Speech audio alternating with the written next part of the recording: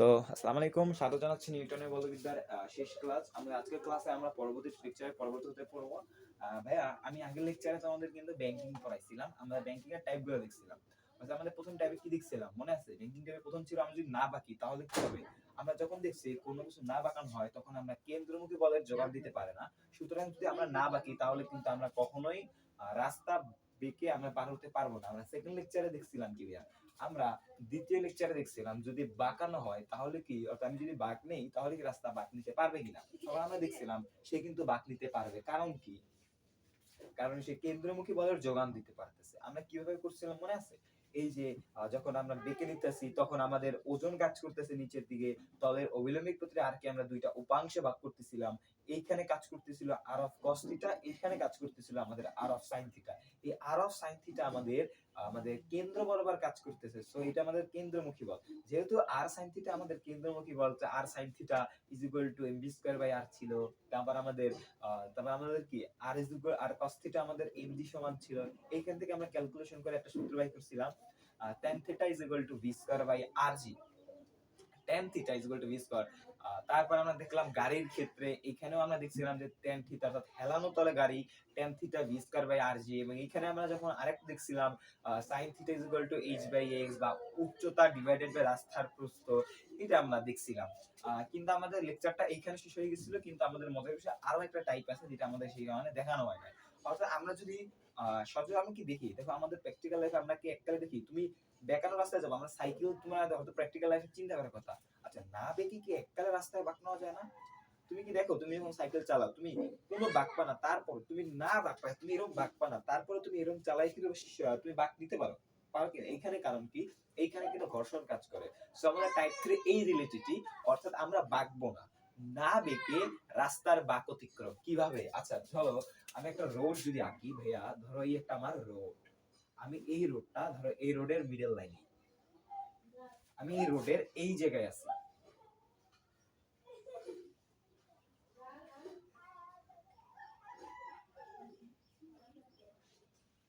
আমি এই রোডের এইখানে আমি কোনো বাঁকা না বেঁকে, আমি না বেঁকে রাস্তাটা এই বরাবর যেতে চাই। দেখো ভাইয়া, আমি যখন এই বরাবর না বাঁকতেছি তার মানে আমাকে এই বরাবর যাওয়ার কথা, আমার কিন্তু এই বরাবর যাওয়ার কথা, কিন্তু ঘর্ষণের ফলে এখানে ঘর্ষণ বল এই দিকে কাজ করে। এখন দেখো আমরা জানি, এই দেখো কেন্দ্র বরাবর একটা বল কিন্তু আমরা পাই দিতেছি, যেটা হলো আমাদের এফএস। এইখানে আমাদের এফএস পাইতেছি, যেটা আমাদের স্থিতি ঘর্ষণ বল। এই ঘর্ষণ বল আমাদের কেন্দ্র বরাবর আমাদের কেন্দ্রমুখী বলের যোগান দেয়, যার ফলে কিন্তু আমরা একটা থাকি। এখান থেকে যদি আমি ক্যালকুলেশন করি, দেখো এখানে এফএস যেটা হলো আমাদের কি মিউ এস আর, যেটা আমাদের কি মিউ এস আর, এটা আমাদের কার সমান হয়, এটা কার যোগান দেয়? কেন্দ্রমুখী বলের যোগান দেয়। সুতরাং এটা সমান কি হবে? এমবি স্কয়ার বাই আর। এখন আর মানে তো এমজি, আর মানে কত? এমজি। তাহলে এখান থেকে উভয় পক্ষে এম এম কাটতে দিলে, আমি যদি এখান থেকে ভি অফ ম্যাক্স বের করি তাহলে আসবে root of R mu S R G. অর্থাৎ কোন একটা রোডে, কোন একটা রাস্তায় তার কত আমি আমি না হেলে, অর্থাৎ কোনো আমি থিটা কোণে হেলাবো না, আমি সর্বোচ্চ কত বেগে যেতে পারি। দেখো তুমি যদি তুমি তোমার রাস্তার যদি ঘর্ষণের মান এখানে বসাও, অবশ্যই স্থিতি ঘর্ষণ, তুমি সেই রাস্তার ব্যাসার্ধ যদি বসাও, তুমি যেখানে ঘুরবে এবং এখানে যদি তুমি সেই অবস্থানের বা সেই জায়গার অভিকর্ষ ত্বরণের মান বসাতে পারো, তাহলে তুমি পাবা তুমি না বেঁকে সর্বোচ্চ কত বেগে গাড়ি চালাতে পারবে। আমরা দেখি আমরা একটা নির্দিষ্ট অ্যামাউন্টের বেগ নিয়ে যেতে পারি, কিন্তু আমি যদি এর থেকে বেশি বেগে যাই তাহলে আমি কিন্তু আর রাস্তা বাঁক নিতে পারবো না। ধরো তুমি এখন এই বেগে, ধরো এখানে সর্বোচ্চ বেগে তুমি গাড়ি চালাচ্ছ, তাহলে তুমি ইজিলি বেগ নিতে পারবা। কিন্তু এখান থেকে যদি 0.001 বেগ বেশি হয়, তাহলে তুমি এই বরাবর তুমি ছিটকে যাইয়া খাদে পড়বা। সো এইটাই ছিল আমাদের লেকচার, যেটা আমাদের আগের লেকচারে করা হয় নাই। এখন আমাদের যে আলোচ্য বিষয় সেটা হচ্ছে টর্ক। টর্ক কি? আমাদের এখনকার জানার বিষয় হচ্ছে টর্ক। টর্ক কি? আচ্ছা, টর্ক কি? আমরা প্রথমে জানতে হবে, আমাদের যেহেতু গতির, আমাদের বলের দুইটা ফরম্যাট আছে, একটা রৈখিক গতি আর একটা কৌণিক গতি। আমাদের গতির ফরম্যাট সাধারণত দুইটা হয়। এখন রৈখিক গতিতে নিউটনের সূত্র অ্যাপ্লিকেবল, কৌণিক গতির ক্ষেত্রে আমাদের নিউটনের লস আর অ্যাপ্লিকেবল। এখন আমাদের যেখানে মানের কিন্তু একটা যেমন আমরা দেখছিলাম রৈখিক গতির ক্ষেত্রে তোমরা জড়তা পড়ছো না? ভর, ভর আমাদের জড়তার ভ্রামক। অর্থাৎ কোন একটা বস্তু চিরকাল যে অবস্থায় আছে, চিরকাল সেই অবস্থায় থাকার যে একটা প্রবণতা বা যে একটা টেন্ডেন্সিটি, এটাকে কি বলতাম? জড়তার ভ্রামক। এখন জড়তা বলতাম। অর্থাৎ জড়তা, ওই চিরকাল বস্তু থাকতে চায়। যেমন যার ভর বেশি তার জড়তা বেশি। যেমন তুমি 5 কেজি ভরের একটা বস্তুকে তুমি নিতে তোমার যে পরিমাণ অ্যামাউন্টের শক্তি লাগবে, বা 50 কেজি ভরের একটা অ্যামাউন্টে সেই পরিমাণ শক্তি ইউ ডোন্ট নিড।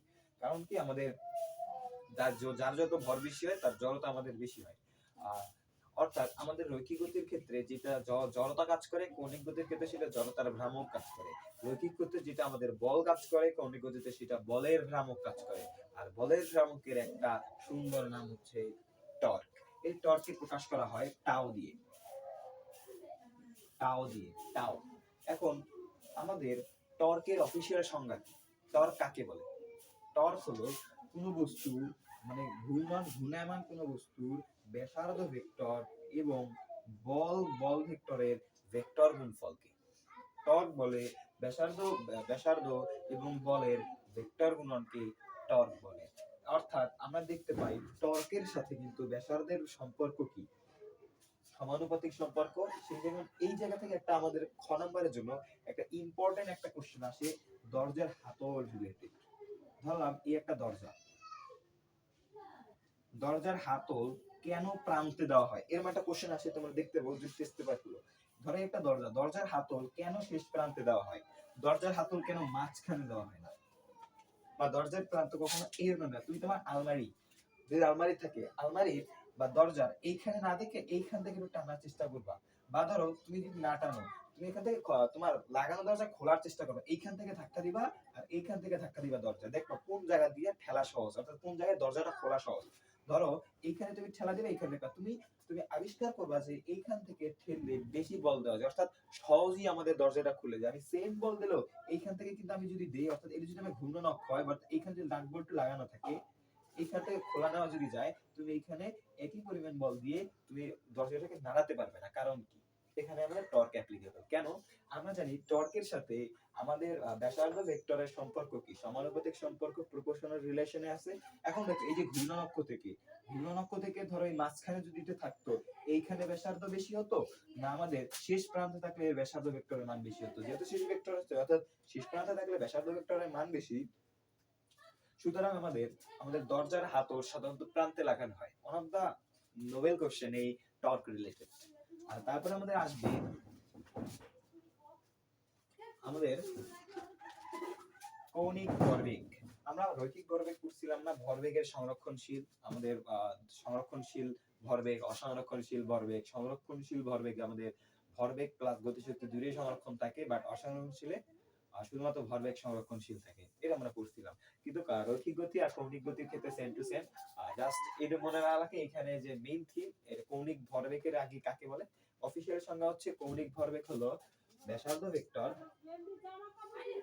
এবং এবং এবং রৈখিক ভরবেগের ভেক্টর গুণনকে আমাদের কি বলে? আমাদের কৌণিক ভরবেগ বলে। সূত্র কি? আমরা যখন রৈখিক ভরবেগকে দেখছি কি, রৈখিক ভরবেগ আমরা দেখছি m1 v1 সমান সমান কি m2 v2, এটা দেখছি না? জাস্ট এইটাই। যেমন আমরা জানি রৈখিক গতিতে যেটা ভর, কৌণিক গতিতে সেটা কি? জড়তার ভ্রামক। রৈখিক গতিতে যেটা বেগ, কৌণিক গতিতে সেটা কি? ওমেগা না? ওমেগা 1। এখন রৈখিক গতিতে সুতরাং এটা কি হবে? i2 omega 2। এইটাই হলো আমাদের কি ভাইয়া? এটা হলো আমাদের কৌণিক ভরবেগ। এবার আমাদের আছে কৌণিক গতিশক্তি। আচ্ছা, কৌণিক গতিশক্তি এটা অনেক গুলাগার টাইপের একটা কোশ্চেন। আচ্ছা, গতিশক্তি মানে কি? গতিশক্তি আমরা জানি কি? Half of mv square. Half of mv square. তাহলে কৌণিক গতিশক্তি কি হবে? হাফ। এম এর জায়গায় কি বসবে? আই বসবে, কারণ রৈখিকে যেটা ভর, কৌণিকে সেটা কি? জড়তার ভ্রামক। তাই দিলাম।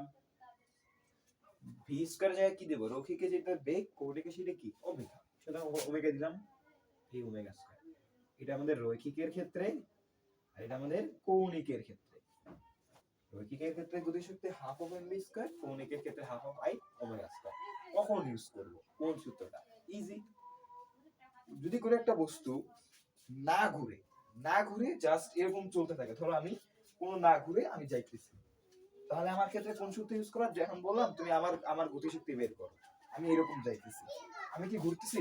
ধরো আমি আমি কি ঘুরতেছি না, তাহলে আমার ক্ষেত্রে কোন সূত্র ইউজ করবো? যদি আমি বলি আমার গতিশক্তি বের করো, তুমি হাফ অফ mv স্কয়ার বের করবা, তুমি হাফ আমার ভর এবং আমার বেগটা গুণ করে দিবা, জাস্ট ইজি। এখন আমি যদি এরকম করি, আমি এরকম করে এরপর বলি যদি তুমি আমার আমার গতিশক্তি বের করো, তাহলে তুমি আমার কৌণিক গতিশক্তি বের করবা, অর্থাৎ half I omega square. Easy. আমার জড়তার ভ্রামক এবং আমার ঘূর্ণন অক্ষর জড়তার ভ্রামক এবং আমার ওমেগা বসাবা। Easy easy. আর ওমেগা তো জানো, ওমেগা ইজ ইকুয়াল টু কি? v by r 2 pi n by t 2 pi t 2 pi by t 2 pi n by t 2 pi f। এটা আমাদের জানার কথা। আর এখন যদি হয় আমি গোল গোল ঘুরতেছি আবার সামনেও আসতেছি, গোল গোল প্লাস সামনে, তাহলে কি করব? তাহলে এই সূত্র দুইটা যোগ করব। এই সূত্র আর এই সূত্র দুইটা যোগ করতে হবে। এই সূত্রটা এবং এই সূত্রটা, এই দুইটা সূত্র আমাদের যোগ করতে হবে। Easy easy. এরপর আমাদের আর থাকবে কি? এবার তো আমাদের সব শেষ নাকি? হ্যাঁ, সব শেষ। হ্যাঁ, সোজা দৌড় দিলে আর কিছু আছে আমাদের? না, আমাদের আর নেই। এবার আমরা কি করব? রকেট। এবার আমাদের করতে হবে রকেট। চলো রকেট নিয়ে পড়বো। রকেট রকেট রকেট ভাইয়া, রকেটের প্রথমত থিওরি আমি আলোচনা করলাম না, তোমাকে জাস্ট আমি সূত্রগুলো পরিচয় করে দিলাম। দেখো রকেট কি, রকেটের কিন্তু আমাদের ভর কনস্ট্যান্ট না, কারণ এটা জ্বালানি নিয়ে যায়। সো রকেটের ক্ষেত্রে জাস্ট যতটুকু জানি আমি জানাই। আমি রকেটের ক্ষেত্রে তোমার অনেক বিয়া বড় জানাইতে পারি, বাট যেটা ইম্পর্টেন্ট সেটা যদি জানাই, ধরো এটা যদি রকেট হয়, এই রকেট ভিআর বেগে, জ্বালানির বেগ ভিআর, ঊর্ধ্বমুখী বল এফ আর, তারপর এখানে এম এম একটা নির্দিষ্ট সময় ডিএম হয়েছে, বাট ওইটা না, আমাদের সূত্রগুলো সম্পর্কে একদম পুঙ্খানুপুঙ্খানু আইডিয়া থাকতে হবে। কারণ এই যে থিওরি ডাজন্ট ইম্পায়ার ইয়োরসেলফ। তোমার ম্যাথ আসবে, তোমার কোনো থিওরি আসবে না পরীক্ষার খাতায়, তোমার কোনো প্রতিবেদন আসবে না, কোনো কিচ্ছু আসবে না, জাস্ট তোমার সূত্র জানা লাগবে, তোমার ওই সূত্রের বেসিক জানা লাগবে, ওই সূত্রের কনসেপ্ট ক্লিয়ার থাকা লাগবে। সো আমি সূত্র থেকে শুরু করতেছি। এখানে রকেটের উপর ঊর্ধ্বমুখী বল, যেটা আমাদের বলতেছি এফ আর হলো V R dm dt, V R dm dt বা V R ddt of m. এটা কিন্তু ডিএম ডিটি না, বাট আমি এমনি বলতেছি ডিএম ডিটি। এটা কিন্তু ddt of m. V R দ্বারা বুঝাচ্ছি ভাই আমাদের ওইটার যে জ্বালানির বেগ, অর্থাৎ এইখান থেকে জ্বালানি আসতেছে না, তার ফলে কি রকেটটা উপরে যাইতেছে। ধরো এখান থেকে ধরো জ্বালানি বের হইছে, ধরো এটা জ্বালানি, এখান থেকে জ্বালানি বের হইছে, যার ফলে সে একটা ঊর্ধ্বমুখী ধাক্কা পাবে না, লাইক নিউটনের থার্ড ল। ধরো এটা একটা কি বন্দুক, ধরো এখান থেকে আমি এরকম করে গুলি করছি, এরকম করে যদি গুলি করি, এটা যাওয়ার পর কিছুটা আমি পিছিয়ে যাবো না? সেরকমই এখান থেকে যখন রকেট থেকে যখন এখান থেকে যখন জ্বালানি পড়ে যায়, তখন এই রকেটটা কিন্তু একটা ঊর্ধ্বমুখী বল লাভ করে, যার ফলে রকেটটা আকাশে উড়ে। যেহেতু এই বলের মান কি? V R ডিএমডিটি। এখন ডিএমডিটি দ্বারা বোঝাচ্ছে জ্বালানি ক্ষয়ের হার, অর্থাৎ টি সময় এম পরিমাণ জ্বালানি ক্ষয় হয়ে যাইতেছে, টি সময় এম পরিমাণ জ্বালানি ক্ষয় হয়ে যাইতেছে, ডিডিটি অফ এম, বা জ্বালানি হ্রাসের হার, জ্বালানি অপচয়ের হার, জ্বালানি ক্ষয়ের হার, জ্বালানি নষ্টের হার, যাই বলো, এটা মূলত জ্বালানি ক্ষয়ের হার বলাই ভালো, ডিএমডিটি। এবার আমরা পড়ব লব্ধি বল। আচ্ছা, লব্ধি বল এফ, লব্ধি বল হবে V R D M D T minus of M G. দেখো এইটাই কিন্তু মাইনাস এমজি, ওজনটা বিয়োগ দিয়ে দিছি, থাক এটা এই বরাবর এফ কাজ করতেছে, এই বরাবর এমজি কাজ করতেছে, তাহলে কি করব?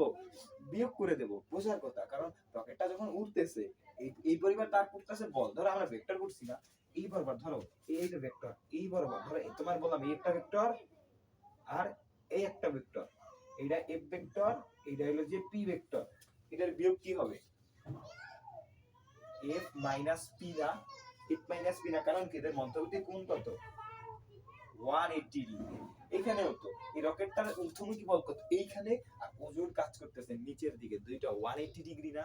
যেহেতু দুইটা 180 ডিগ্রি, সুতরাং ভি আর ডিএমডি টা ঊর্ধ্বমুখী বলের সাথে এমজিটা বিয়োগ করে দেব। বুঝছো? ইজি। এবার আমাদের ত্বরণ বের করতে হবে। ত্বরণের সূত্রটা কেমনে মনে রাখবা? আমি এরকম করে মনে রাখতাম, এই যে এমটা ভিআর এর নিচে, জাস্ট এমটা ভিআর এর নিচে নিয়ে দাও, তাহলে ভিআর এম ডিএমডিটি যেহেতু এমটা এখানে আনছি, এখানে কিছু নাই, তার মানে এখানে শুধু জি আছে, কেমনে মনে রাখবা? ভি আর ডিএমডিটি তুমি বলের মান জানো, জাস্ট এখান থেকে যে এমটা এখানে বসাই দাও, এই যে এমটা এখানে বসাই দিছি, এখানে এমটা এখানে বসাই দিছি, ভি আর বাই এম ডিএমডিটি, এখানে কিছু না আছে আর, কারণ এমটা তো নিয়ে আসছি, সুতরাং এমটা ফাঁকা। আর একটা সূত্র করতে হবে, সেটা হলো আমাদের রকেটের বেগ। বেগ কত জানো? U minus V R ln m not by M minus of gt. এত বড় সূত্র কেমনে মনে রাখবো? ইম্পসিবল, এটা তো মনে রাখাই যাবে না। ইজি তো, দেখো তো, দেখো দেখো ধরতে পারো কিনা। ধরো আমি যদি বলি একটা বস্তু আছে, এই যে ধরো একটা বস্তু, এই বস্তুটারে আমি আকাশে মেলা মারবো, সরি আকাশে আমি কি করবো, এরকম করে উঠাবো। ধরো একটা নিক্ষিপ্ত বস্তু, নিক্ষিপ্ত বস্তুর বেগ কত হয় ভাইয়া? নিক্ষিপ্ত বস্তুর বেগ কি ভাইয়া? ইউ মাইনাস জিটি না? এটা তুমি জানো না? মাইনাস কেন? গ্র্যাভিটির এগেইনস্টে v is equal to u minus gt, u minus gt।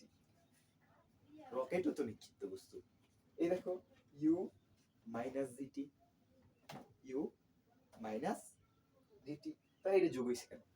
এটা যোগ হইছে কেন? কারণ রকেট যখন জ্বালানিটা ছাড়তেছে, এরকম করে যখন রকেট থেকে জ্বালানি ছাড়তেছে, তত ওর বেগ বৃদ্ধি পাইতেছে না? একটা রকেটের, যেমন আমরা বন্দুক থেকে এটা আমি গুলিটা ছাড়ি, যার ফলে এটা যখন যায় তখন পিছে একটা বেগ অনুভব করি না আমরা? তো জ্বালানিও তো যাচ্ছে এই দিক, জ্বালানিটাও তো এই দিক যাচ্ছে, তাহলে রকেটটা একটা বেগ অনুভব করবে না, আলাদা এক্সট্রা বল অনুভব করবে না, যার ফলে সে আকাশে উঠবে। এই দেখো সেটা হলো V R ln m not by m nought হলো একদম আদিতে ভর, যেমন আদিতে ভর না, রকেটটা জ্বালানি সব টোটাল ভর, আর এম এম হইলো কি, ওই টি সময় পর যে পরিমাণ ভর আছে, টি সময় পরে যতটুকু ভর আছে। একটা ম্যাথ করতে পারি আমরা, একটা ম্যাথ করব, যে ম্যাথের ফলে তোমাদের রকেট রিলেটেড যত কোশ্চেন আছে, যত মানে কনসেপ্ট আছে সব বিল্ড আপ হয়ে যাবে। চলো ম্যাথটা আমরা করি। তো আমাদের কোশ্চেন রেডি হয়ে গেল, আমরা এই কোশ্চেনটা করব। এই কোশ্চেনটা যদি সলভ করানো হয় তাহলে আমি তোমাদের এটা ইনফার করতে পারতেছি, nothing needed, nothing is needed if you did it. আচ্ছা এখানে প্রথম উদ্দীপকটা পড়ি, জ্বালানি সহ, আচ্ছা জ্বালানি সহ রকেটের ভর 20,000 কেজি, মানে একটা রকেট ওটা ফুল জ্বালানি সহ, যত জ্বালানি বা above to rocket the total mass of 20,000 KG, জ্বালানির ভর 15,000 কেজি। ওয়েট, অর্থাৎ আমাদের জ্বালানি সহ রকেটের ভর কত? 20,000 কেজি। জ্বালানির ভর আছে 15 কেজি, তাহলে রকেটের ভর কত? জ্বালানি সহ রকেটের ভর 20,000 কেজি, রকেটের ভর, জ্বালানির ভর 15 কেজি। বুঝতেছো? আবার চিন্তা করো, সময় লাগুক সমস্যা নেই। জ্বালানির ভর, আচ্ছা জ্বালানির ভর 15 কেজি, আর জ্বালানি সহ রকেটের ভর 20 কেজি, তাহলে রকেটের ভর কত? 5,000 কেজি। ইয়েস, রকেটের সাপেক্ষে, কার সাপেক্ষে? কার পার্সপেক্টিভে?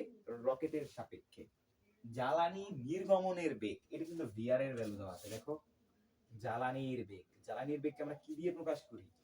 ভিআর দিয়ে প্রকাশ করি। এবং জ্বালানি ক্ষয়ের হার, তোমাকে আমি এটাকে বলছিলাম জ্বালানি ক্ষয়ের হার কিন্তু ডিএম ডিটির মান, এটা কিন্তু আমাদের ডিএম ডিটি বা ডিডি অফ এম, অর্থাৎ এখানে তুমি দেখো ক্ষয়ের হার, অর্থাৎ এই মানে কি, এই সময় এই পরিমাণ জ্বালানি ক্ষয় হইতেছে, টি সময় এম পরিমাণ জ্বালানি ক্ষয় হইতেছে।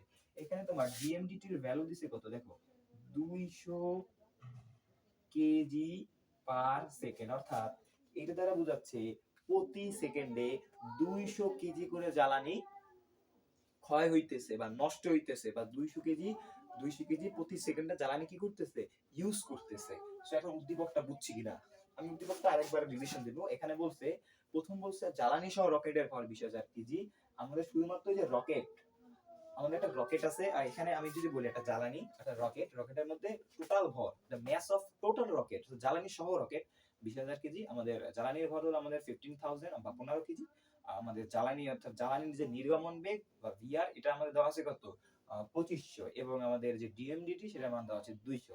সো এতটুকু রেফারেন্সে আমাদের কি কি কোশ্চেন দিয়েছে সেটা দেখি। আমাদের প্রথম কোশ্চেন, রকেটের মঞ্চ হতে উত্তোলনের জন্য প্রয়োজনীয় ঊর্ধ্বমুখী বল।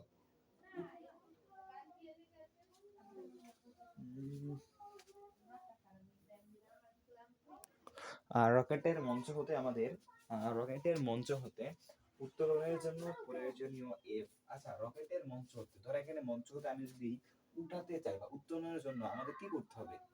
ওজন, একদম ওজনের সমান। ধরো রকেটের মঞ্চ, এটা রকেটের মঞ্চ, এখান থেকে আমি উঠাতে চাইলে আমাদের ওজনের সমান আমাদের কি করতে হবে?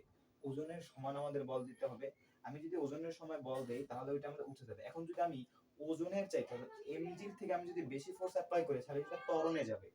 আর আমি একদম ওজনের সমান যদি দিই তাহলে সেটা সমবেগে উপরে উঠবে। আর আমি যদি এমজি থেকে বেশি ফোর্স দেই তাহলে ওটা কি হবে? সমত্বরণে যাবে, অ্যাক্সিলারেশন নিয়ে যাবে।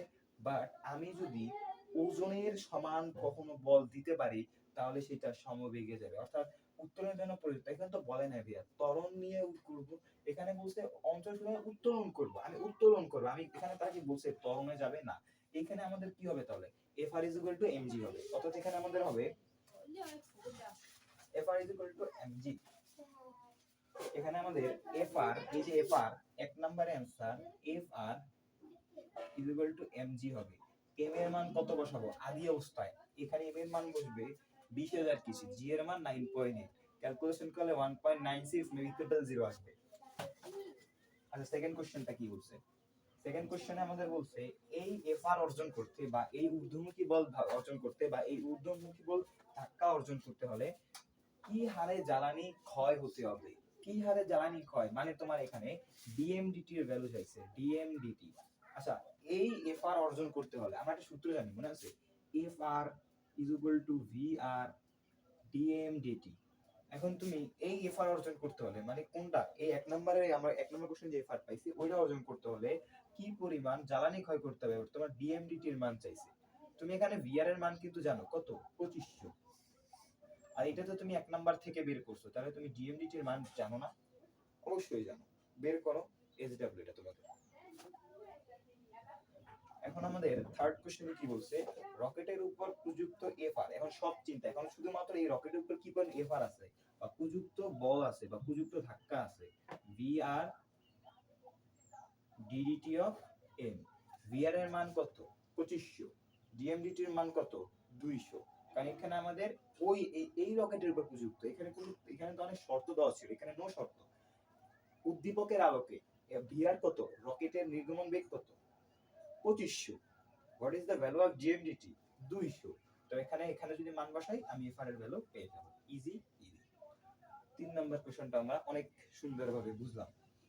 4 নাম্বার কোশ্চেনটা এখন সেই রকম একটা কোশ্চেন যে নিক্ষেপের মুহূর্তে রকেটের প্রযুক্ত লব্ধি এফ কত? আমি আগে সূত্রে বলছিলাম ভাইয়া লব্ধি এফ সমান সমান হবে আমাদের V R D M D T minus of M of G. এটা যদি বলি, দেখো ভাইয়া তোমার কাছে ভিআর এর ভ্যালু আছে 2500, ডিএমডিটি এর ভ্যালু কত? 200। কিন্তু তুমি ধরো জি এর মান আমরা ধরে নিলাম যুক্তির খাতিরে 9.8, ধরো এখানে 9.8। আচ্ছা, সব কয়টা ভ্যালু আছে, এম এর মান কত বসাবো? কোশ্চেন, এম এর মান কি আমি এখানে 15,000 বসাবো না 20,000 বসাবো না কি বসাবো? কোশ্চেন করছে কি নিক্ষেপের মুহূর্তে রকেটের প্রযুক্ত লব্ধি বল কত? নিক্ষেপের মুহূর্তে। আচ্ছা, যখন নিক্ষেপ করা হয় তখন কি কোনো জ্বালানি নষ্ট হয়? একটা রকেট কোনো নিক্ষেপ করিনি আমি, একদম এইখানে আছে, এইখানে কি কোনো জ্বালানি ক্ষয় হয়েছে? না। তাহলে সেক্ষেত্রে আমাদের এম এর মান কত বসাবো? জ্বালানি সহ রকেটের ভর বসাতে হবে। আর এখানে জ্বালানি সহ রকেটের ভর কত দেওয়া আছে?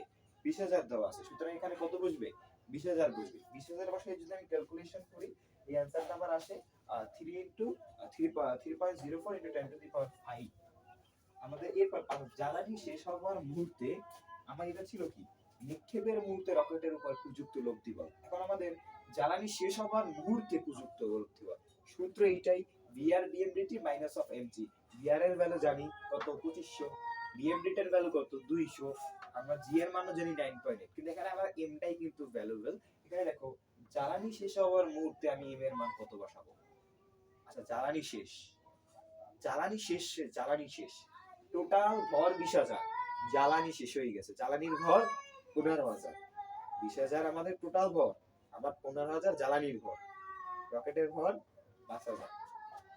জ্বালানি শেষ হবার মুহূর্তে, জ্বালানি শেষ, জ্বালানির ভর কাউন্ট করব না, জ্বালানির ভর কত ছিল? 15,000, টোটাল ভর কত ছিল?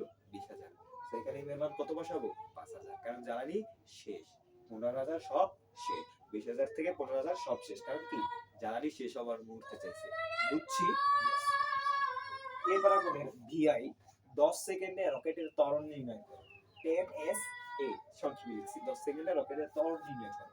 ত্বরণ নির্ণয়ের ফর্মুলা হয়তো আমরা জানি, F সমান সমান A সমান সমান VR dm dt minus of g। এখানে এক্সেলারেশন VR এর মান কত? 2500, dm dt এর ভ্যালু কত? 200, গ্র্যাভিটির ভ্যালু কত? 9.8। আমাদের কোন ভ্যালুটা জানা লাগবে? m এর ভ্যালুটা। What is the value of m? 10 সেকেন্ডে ত্বরণ কত? এখন 10 সেকেন্ডে বস্তুর ভর কত? 10 সেকেন্ডে আমার এই মুহূর্তে 10 সেকেন্ডে ভর কত? ভাইয়া তুমি এখান থেকে কিভাবে বের করবে? এখান থেকে কনসেপ্ট হলো dm dt এর ভ্যালু। যখন এখানে বলছে দেখো dm dt এর ভ্যালুটা একটু লক্ষ্য করো, dm dt ভ্যালু কত? 200 কেজি পার সেকেন্ড। এইটার মানে কি জানো? 1 সেকেন্ডে 200 কেজি জ্বালানি ক্ষয় হয়ে যেতেছে। কত? 1 সেকেন্ডে 200 কেজি, 1 সেকেন্ডে 200 কেজি। আচ্ছা এইটার ভ্যালু কি আমি এটা লিখতে পারি না? যে 1 সেকেন্ডে 200 কেজি জ্বালানি নষ্ট হয়ে যেতেছে। আমার চাইছে কয় কেজি? 10 সেকেন্ডে। তাহলে 10 সেকেন্ডে আমার কত? 10 দুগুণ 2 একে 2 অর্থাৎ 2000। 10 সেকেন্ডে আমার 2000 কেজি জ্বালানি নষ্ট হয়ে যেতেছে। আমাদের dmdt এর ভ্যালু কত দেওয়া ছিল? 200। আমাদের dmdt বা ddt অফ m এর ভ্যালু 200 বা জ্বালানি ক্ষয়ের হার দেওয়া ছিল 200 কেজি পার সেকেন্ড। তার মানে কি 1 সেকেন্ডে 200 কেজি জ্বালানি নষ্ট হইতেছে। আমার যখন এই সূত্রটা লিখলাম ত্বরণের, a is equal to কি? vr by m dm by dt বা ddt of m minus of g। vr এর ভ্যালু আমরা জানি 2500, আমরা dmdt এর ভ্যালু জানি কত? 200, আমরা g এর ভ্যালু জানি, আমরা 9.8 এখানে ইউজ করলাম। m এর ভ্যালু কি? m এর ভ্যালু বসাতে হবে আমি যেই মুহূর্তে ত্বরণটা চাইতেছি, অর্থাৎ এই মুহূর্তে আমার m এর ভ্যালু। এখন 10 সেকেন্ডে, যেহেতু আমরা বলছি 10 সেকেন্ডে ত্বরণ নির্ণয় করো, তাহলে আমাদের এখানে এমটা বসাইতে হবে 10 সেকেন্ডে কি পরিমাণ তার মধ্যে ভর আছে। এখন 10 সেকেন্ডে কি পরিমাণ ভর আছে সেইটা কিভাবে বের করব? আমাদের dmdt এর একটা ভ্যালু দেওয়া ছিল 200 কেজি পার সেকেন্ড। তার মানে 1 সেকেন্ডে 200 কেজি জ্বালানি ক্ষয় হইতেছে। তাহলে 10 সেকেন্ডে কত কেজি? 2000 কেজি জ্বালানি ক্ষয় হইতেছে। আর টোটাল জ্বালানি ছিল কত? জ্বালানি সহ রকেটের ভর ছিল 20,000 কেজি। সেখান থেকে 2000 কেজি জ্বালানি ক্ষয় হয়ে গেছে, আছে কত কেজি? 18 কেজি। সুতরাং এখানে 18,000 কেজি ইউজ হবে।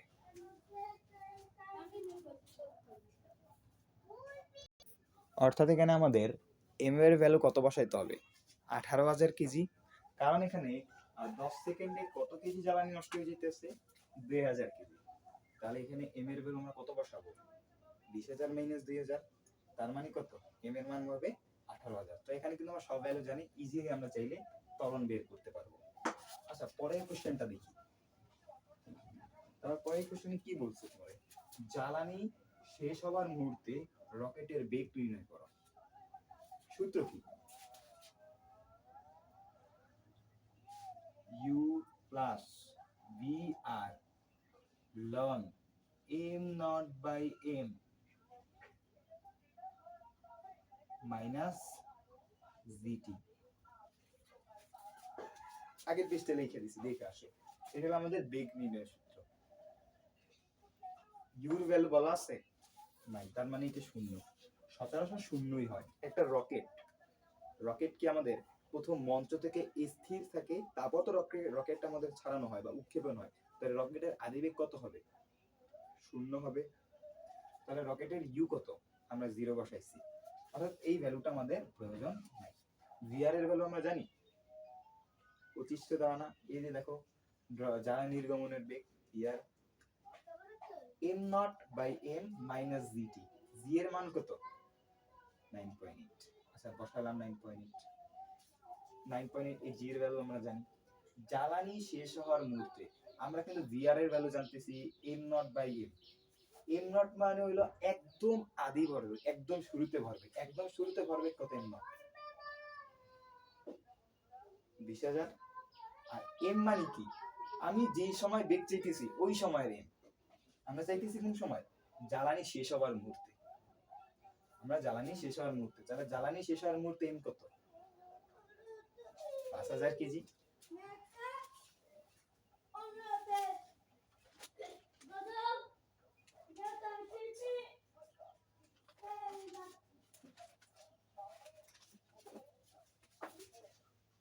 দুঃখিত, আমরা চাইতেছি জ্বালানি শেষ হওয়ার মুহূর্তে আমার বেগ। বেগ নির্ণয়ের সূত্র কি হচ্ছে? U plus VR ln m not by M minus of gt. VR এর ভ্যালু আমরা জানি 2500। এম নট এর মানও আমরা জানি কত? 20,000। আর এম এর মান কত? 5,000। কারণ আমরা জ্বালানি শেষ হওয়ার মুহূর্তে আমাদের ভর থাকবে কত? জ্বালানি সব শেষ, রকেটের ভরটা থাকবে 5,000 মাইনাস জি। জি এর ভ্যালু আমরা জানি 9.8। জানি না কোন টি এর মান কি জানি না? কেমনে বের করব? টেকনিক খাটাই বের করব। কেমন টেকনিক? আবার ডিএমডিটি এর ভ্যালু। আচ্ছা আমার ডিএমডিটি এর ভ্যালু দেওয়া ছিল কত? 200 কেজি পার সেকেন্ড। মানে কি 1 সেকেন্ডে 200 কেজি জ্বালানি নষ্ট হয়ে যাইতেছে, ক্ষয় হয়ে যাইতেছে। অর্থাৎ আমাদের 200 কেজি জ্বালানি 200 কেজি জ্বালানি নষ্ট হয়ে যাইতেছে বা ক্ষয় হয়ে যাইতেছে কয় সেকেন্ডে? 1 সেকেন্ডে। তাইলে বলো আমাদের 20,000 জ্বালানি শেষ হইতে কত সময় লাগবে? এই ভুল করলাম তো।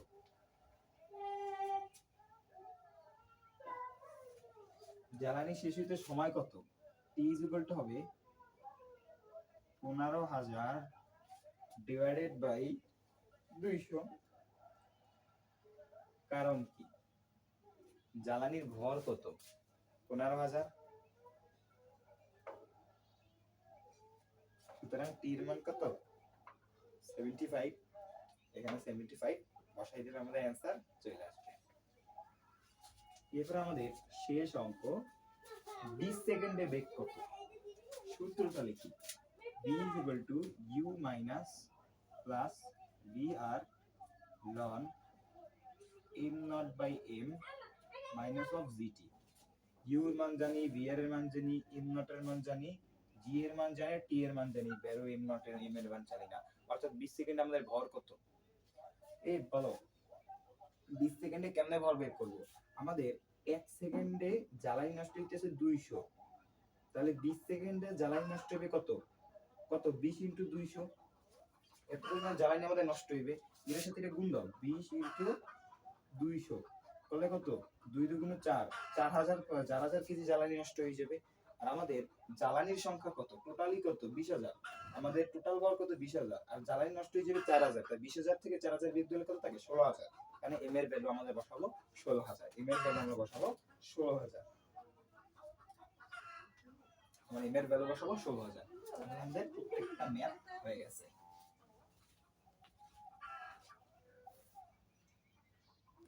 ভাই আর একটা শর্ট একটা টপিক আছে, এর আলোচনা করা হয় নাই।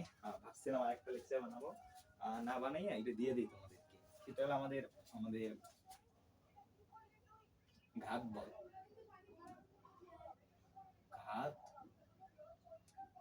ঘাত বল যদি কোনো একটা বল খুবই অল্প সময় ধরে ক্রিয়া করে, দ্যাটস কল ঘাত বল। ঘাত বল কি, যদি প্রশ্ন আসে ঘাত বল কাকে বলে, প্রশ্ন লিখবা আমাদের ঘাত বল যদি আসে তাহলে লিখবা বল এবং ক্রিয়াকালের গুণফলকে আমাদের ঘাত বল বলা হয়। এখন এই ঘাত বলকে হলো যে আমাদের মনে রাখবা, জাস্ট এতটুকু মনে রাখবা, ভরবেগের পরিবর্তনের হার এগুলো আমাদের ঘাত বল। নট, সরি, আমি নিজেই তো ভুল করে ফেলছি। ভরবেগের পরিবর্তন, ভরবেগের পরিবর্তনের হার কিন্তু আমাদের বল।